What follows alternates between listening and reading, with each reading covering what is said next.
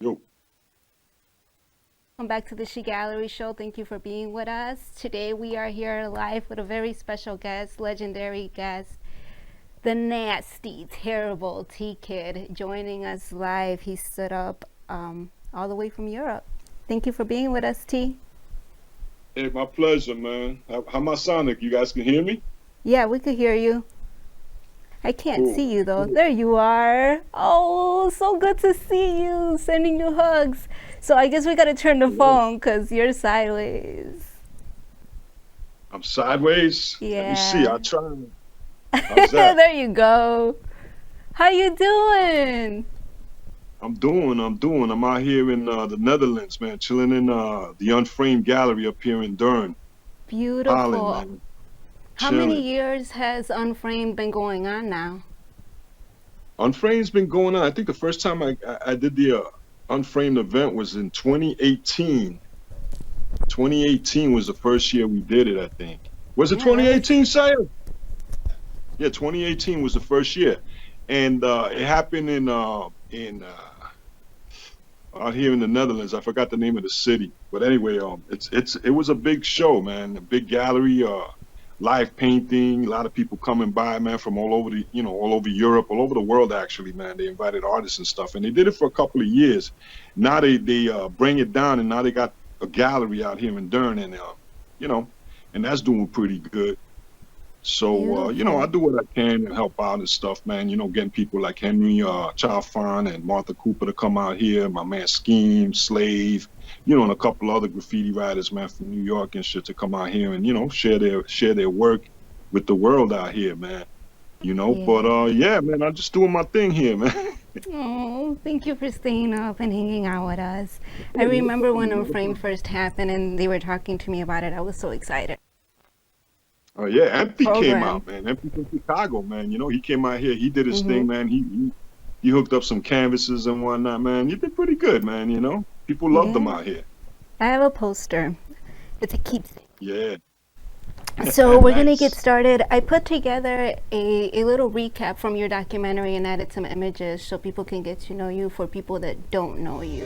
That right there, this is what gives us a bad name. Because see, just gives the opportunity to somebody with no talent whatsoever. They call themselves graffiti artists and stuff, and they come and they usually last about a month or two, and say, hey, look, did you see on the corner of 149th and 3rd Avenue? I got a tag there. Who? It's all about attention. That's what that is. Hardcore graffiti writer would put his name there and everywhere else, and do it with style. Yeah, that's in the beginning of the Usually the guys documentary, that man. have So notoriety, they'll do their name big, like big bubble letters and stuff. But most of the guys that you see scribbling, they're just taggers that just pop up out of nowhere and disappear just as quick as they came. That's it. Goodbye, Charlie. that's it. Yo, God bless you guys. Everything that happens is motivation. Yo, God bless you guys.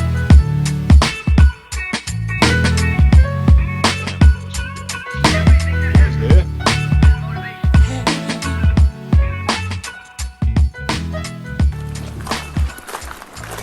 Terrible T-Kid170. Terrible T-Kid170. 70. Boogie Down Bronx, New York. Boogie Down style. My only friend was a can of paint. Yeah, here we go. Here we go to the nasty. You gotta understand, man, in the 70s, man, most of the cops in New York City looked at us like we were animals. I've always been an underground writer, man. We call it a fever. My whole outlook towards law and order was whose law, whose order. It's not my law, not my order. All the fucking cops. Damn, niggas is rolling. Oh well. The infrastructure of New York wasn't geared to help people like me. My life is what you see in the movies. We fought, we bombed, we killed, we became kings. I was the future of America. When I became T-Kid170 in 1977, I destroyed things because of what happened to me. And I bombed the trains. I bombed public property. And why is that? Because I am the public. I grew up in a broken family, surrounded by street gangs, drug abuse. I've been stabbed 3 times. I've been shot 3 times. Immigrants like my father and my mother who came to this country for a better life, we were left out in the cold, and I had this rebellion inside of me. And I gave a lot of free art. I mean, I did over 1,000 trains. They want to call it destruction. I called it resurrecting the dead, because those trains were, to begin with, I just made them look better. I'm a true believer of the old school, you know? A piece ain't a piece really unless it's running. I've been in the game long enough where I took something illegal and turned it into something legal, something positive. I survived my environment. I survived growing up in the South Bronx, you know? T-Kid, I exist. I'm not a number. This is crazy. Yo, you there? Yeah. Yo, that shit is crazy. Yeah, that's from the documentary and stuff, man. You know, that's you know, me responding to the questions that I was asking that particular thing. That was by Love Machine Films, Carly Niles. You know, that was a pretty cool thing, man. You took a bunch of my movies and stuff that I documented throughout my history and stuff, and shared it with the world. And they put it together, made a little documentary and stuff. And you know, I gave my feelings of what was going on in that time and shit. You know, Yeah. so yeah, man, that was cool, bro. Thank you for putting that together. We really got a chance to get to know you a little bit more. Now, you also have a book, and then you were in a video game.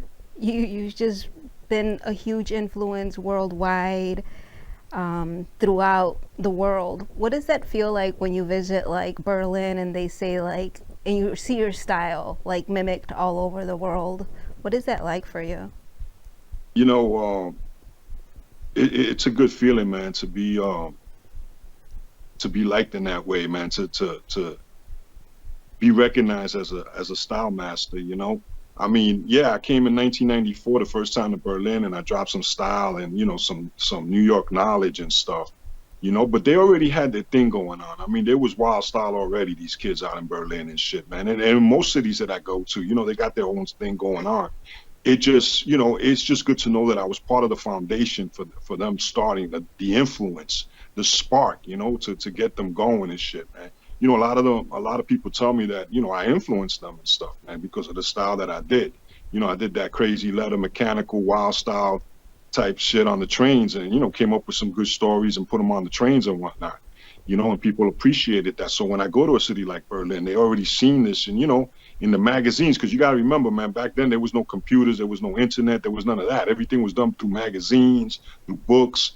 You know, I got to give a big shout out to Henry, man, who put me in, you know, who had that one piece, that the heart attack car, man, you know, that really just opened up a lot of people and stuff. And then, you know, from there, the rest of the stuff that came out, the magazines, the other books and whatnot that my work showed up in, man, you know, spray can art, you know, with the girl with the hand like that and stuff. People were just like amazed by that shit. So, you know, when I traveled, I was, you know, my reputation preceded me, so people accepted me, and it felt really, really good. And the best part is to get, you know, with the locals and stuff and experience their culture and learn what they're all about and learn the styles that they do and how they incorporate what they learn from me into their style and make their own style. Because see, at the end of the day, that's what they did. They created their own style from my style, you know, from what they saw from me and other writers coming out of New York, you know. So, you know, I can't say that they totally mimicked me per se, but, you know, I was a big influence, and the style that I brought was a big influence. And of course, the style that I brought was from all the writers that I learned from, such as Tracy 168, you know, Riff 170, Phase 2, those cats, man. You know, I looked up to those dudes. I used to see them, man, you know. Used to see their shit running live on the trains and stuff, and always said, damn, that's what I want to do. I want to do pieces and whatnot, you know, and that's what it was all about for me, man. Influence. Now, you're talking about Style Master. I'm not giving tours at the Art Institute, so I get to give like these lectures on art. And I haven't been able to do lectures on graffiti art at the Art Institute yet, because we don't have graffiti art yet there. But I've been invited to give a lecture at the 19th Century Club in Oak Park. That's November 27th. And they asked me to talk on one of the artworks at the Art Institute. And they asked me what my expertise was, what kind of art I liked. And I was like, well, graffiti, but we don't have graffiti. And they had a meeting and they accepted graffiti as an art form, which is, you know, means a lot to me. So you were in the birth of hip hop. We know that you started with gangs. You were initiated or recruited in a gang when you were just 13 years old. So you started writing King 13, right? Yeah, King 13. Sound King you, man. 13. Over there. I lived on And Boynton Avenue between Brooklyn and Watson, man. And we used to play in the park there, man, in Soundview and shit, man. And I remember being there doing tricks on the swings and shit and coming back from beating these other kids from another park and writing King 13 on the Bodega Icebox. And I got approached by a couple of guys and they inducted me into the gang. They made me that offer I couldn't refuse, man. That shit was funny. You know, I look yeah, back at it now, but you know, it was crazy. Back then, it was really hard, man. It was hard life, you know, in the 70s in that part of the Bronx. That shit was crazy, man. yeah. So we're talking about the 70s in New York. And at this time, I'm curious, when you said that they recruited you into a gang, did they beat you up? Because in Chicago, No, they when were you gonna, got to join a gang, they were gonna beat me up. They but were they gonna, didn't they to were gonna initiate fuck me you? up, man. They were gonna fuck me up, man. They said, "Yo, you're tagging on our turf, man." I'm like, I didn't even know what the fuck the turf meant, man. They said, "You tagging on our turf, man. You know, we're gonna fuck you up, man. You know." So, but in And, Chicago, to join a gang, like even if they recruit you, they initiate you, and part of the initiation is beating you up to like toughen you up. So they don't do that in New York? oh, Is that just a to get out the Chicago gang, thing? I had to fucking, I had to get lashes to get out of that fucking gang. That was the Bronx Enchanters and shit, man. That was Fucking, what going was to the be my kid? next question. What'd you do to get out? That was the Bronx Enchanters, man. Yo, it's funny because see, man, you know, I led a dual life, man. You know, I went to live with my dad, and my dad lived in Boynton Avenue, right? And that motherfucker was like, "Yo, you going to Catholic school?" And I was like, "What?" He's like, "Yeah, you going to Catholic school." So I had to put on a uniform, and I used to hide. I used to walk through the other block so the guys wouldn't see me with my Catholic uniform. So I remember summertime, I was coming back. You know, we was just finishing school and whatnot. And I was coming back. I got off the train, and I'm walking down the block. And all of a sudden, man, there was what the fuck was that kid's name, man? Fucking Bam Bam and another one, Red or something and shit. And they saw me and they were like, "Yo, the fuck, man? What are you wearing, man? What you a faggot with that Catholic school shit, man?" You know, they started talking that shit, and I was like, "Fuck that shit, man. Yo, I ain't down with y'all no more and shit, man." Because all they ever had me do was run in the bodegas and rob shit and whatnot. And I wasn't my shit.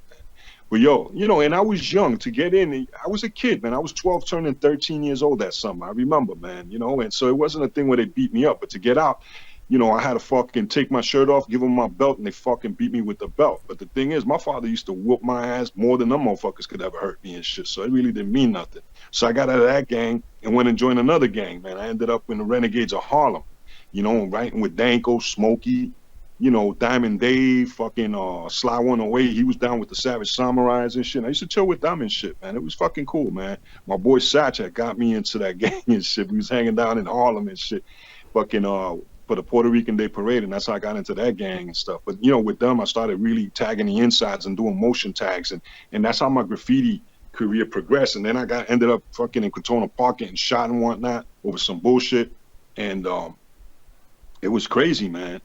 You know, that nobody came to see me. So I was like, you know what, fuck this shit, fuck this gangs. And that was 77. And that's when I turned my, you know, decided to start writing T-Kid. Because I went from King 13 to Sen 102. And then when after that shit happened to me, I fucking became T-Kid. And I said, you know what, fuck this motion tagging, fuck tagging. I'm gonna just do pieces and shit. I want to do the outside. Because I was seeing shit like Cool 131, fucking Knock. Oh my God, Knock 167. He was the bomb, bro. That kid could, you know, and then my boy Padre, he was from the block and shit. He was training me and shit and teaching me style and whatnot. You know, and Tracy 168, I started hanging with him too, man, you know? And it was crazy, man. I said, fuck it, I'm just gonna do pieces. And I dedicated myself just to do pieces, man. And that's how I got into this whole graffiti thing. And then by watching it, I remember Padre telling me, he says, "Yo, T-Kid, man, you know, you're gonna see styles, you're gonna see shit. The thing is, you know, you're gonna incorporate what you see and put it into your pieces. And your pieces gotta flow. They gotta flow like music. You know, because he was into DJ and disco was big at that time. And he was like, yo, your shit got to flow like music and whatnot, man, you know? And I Your was pieces like, do. yeah, You what? have so many styles. I think that's one of the reasons why people look up to you so much I know, is your I do different style. shit, man. I do different stuff, man, because one thing he told me, he said, don't get stuck on the same thing over and over. A lot of people get stuck on the same thing over and over. And if you look, like a lot of the old school writers, they're still doing what they did back then, man. But and again, man, I gotta give credit also to Tracy 168, man. That dude was a fucking genius, man. I mean, he was doing 3D letters, and I'm talking about like they think these cats out here in fucking Holland, man, fucking Delta came out with 3D style first. Nah, Tracy 168 was the first. He called that shit monster style. He didn't even call it 3D style. He called it monster style. And it wasn't as technical as what they did, but it was that form and shit, man. That like coming at you out of everywhere and shit, And Tracy taught me how to balance, how to make balance. That's why when I started doing cars, like fucking, I don't want to go back to school car or walking on the moon car, man, or I mean, it was about putting something together and learning balance, adding characters and throwing in stuff that you see in the city and whatnot, buildings and whatnot, Yeah. And of course, looking at knocking all these guys, man, getting the arrows and whatnot, man, and the curves from the bubble letters that FaZe was doing and the mechanical that Riff was doing and incorporating all that shit. It was like a big gumbo soup type deal, man, That's hip hop. Yo, word, man, and at the same time, man, hip hop was starting and shit, man, and it wasn't even called hip hop, man. They just called it jams. They had people going jam in the park. Yo, Kool Herc is jamming and shit. That shit like that. You heard, man. You didn't even hear hip hop, man. It's a shame that I came out here, man, and I'm missing all the parties and all the shit out in New York, man, because it's popping out there right now. With Are all they this not stuff. doing anything over there? What happened? I'm doing shit out here. Yeah, I'm fucking busy out here, man. But you want to be in New York. You want to be in the Bronx. Hey, listen, man. I'm always in the Bronx and shit, man. You represent that. Oh yeah, you're the Bronx ambassador. You take that everywhere you go. That's dope. Wherever I go, I bring the Bronx with me. Something else that I think people admire about you is that you took this, this street form, this freedom, this expression, and you made like a business out of it for yourself pretty early on. So you took a break in 1980, you saw that there was too much violence, but then you started seeing graffiti in galleries and you were like, wait, hold up, let me get back to this. And you were showcased with Dondi, right? And like Futura. You want to talk to us about that experience, getting back into the galleries? I was in a collection called the Sam Essie's collection and shit, and Futura put that together and stuff. And that had everybody, Kaz 207, Kel, Case, it had everybody, man, Dondi, you name it, man. Everybody was there at this place, and it was up on I'm trying to remember where it was. If it was on the east side and shit, or the west, it was on the east side and shit. And I think it was 77, 78, and yo, that shit was just fucking amazing, man. Then the same thing, man, with the Sydney Janis Gallery. But I wasn't really into the gallery. I still wanted to stay underground, man, because I thought people were selling out and becoming commercial and all that stuff. But fame still follow you. What happened? But fame still follow you, even when you went back to the underground, right? You went back to the underground, and then you have Henry taking photos, and then England notices you and sent you over to go work with them. TDK. That was interesting. Yeah, so I stood underground and shit, man. In 1980, I took a break and I started because I was trying to get my GED, trying to get my life together and shit, man. I had a girlfriend and shit, man. This Greek girl from Chicago. That's gonna be the next question. Your roots to the shy. Yeah, sorry, man. Yo, this girl, I met her. I had that program called No More Trains, and that shit was at 853 Broadway, right on the corner of 14th Street and Broadway and shit, man. Getting paid by like Krylon, doing positive community work. They were donating. Well, I was working with a nonprofit organization called PACE, Prisoners Accelerated Creative Exposure, and they were exhibiting artwork of prisoners and whatnot. And the reason I ended up there was because I got into a fight at the place I was going for my GED, the Lower Outreach Program, the Lower Manhattan Outreach Program, and the director there, so I was talented. Her name was Sharon Marr, and she had met these guys, Bob Dunning and Karamoko Bayet, who ran PACE, Prisoners Accelerated Creative Exposure, whose head chairman happened to be Roy Cohen, the lawyer. And it was funny because she met them guys and she said, I had a warrant for my arrest. I got into a fight in the school and stuff, and they were going to call the cops. And she said, listen, I want you to go to these people they're going to help you out and help you with your warrant, because I don't want to see you go to jail. You're a talented individual. So I'm not going to call the cops, but you must go and meet with these guys. And I did. And I met with Bob Dunny, and he was like, yeah, blah, blah, blah. I showed him some, my black books and stuff like that. And he goes, oh, real talented. So then he was like, yo, this is what we do. And he was showing me artwork for prisoners, man. Both these guys were ex-cons. They came out of doing hard time, for whatever reason and shit. I know Karamoko was a bank robber, Bob Dunny, mail fraud, whatever the fuck he was doing. I don't know what the hell he was doing. He was a sicko, dude, but still, the motherfucker told me a lot of shit, man, And he said, hey, listen, if you had your own program, man, what would you call it? I said, I don't know, No More Trains. And sure enough, boom. And it's funny because I would come and like work there and stuff and stock all the paintings from the prisoners, pack them up and whatnot for exhibits and whatnot. Even go to the prisons and whatnot, man, and fucking meet with the artists and pick up artwork and all this other shit, man. And it was fucking insane. But he was like, yo, you need to start doing your own thing and start working on canvases. And I was like, canvases, man, come on. That's what all these other assholes are doing. They're selling out, going on canvases, and I remember he got me an interview on fucking, what was that? On the AM station, the all black radio station, man. I forgot what it was, man. I know I was on there with Days and Crash and shit. And I remember they didn't let me speak, man. They just kept talking. I was trying to speak, and I'm that kind of person that, you want to talk, go ahead, man. I'll listen and shit, man. But at the end of the day, man, that shit was pretty cool, man. It was, I'm trying to remember the name of the station. It's not there no more. And then I ended up in another newspaper called the Amsterdam News and stuff. And I ended up doing a canvas for Roy Cohen, who was the chairman of the board of PACE. And I met up with him, and he had a party at the 26th Street Armory and shit. And that was a big thing, man.